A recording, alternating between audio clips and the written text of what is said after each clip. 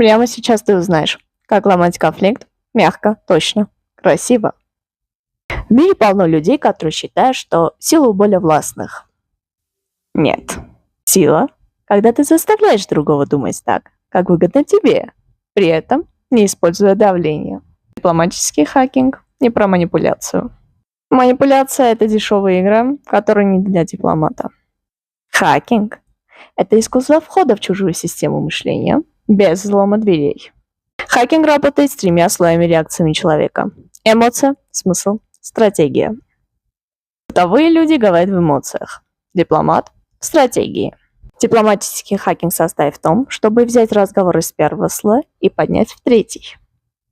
Главная формула хакинга – я уважаю тебя, но не сдаю свои позиции.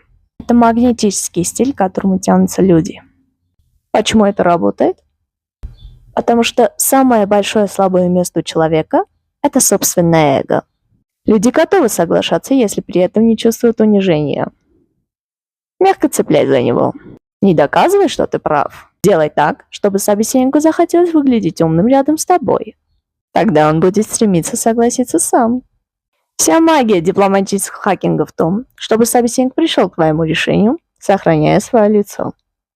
Хочешь узнать больше? Подписывайся. Расскажу, как работает тихая сила.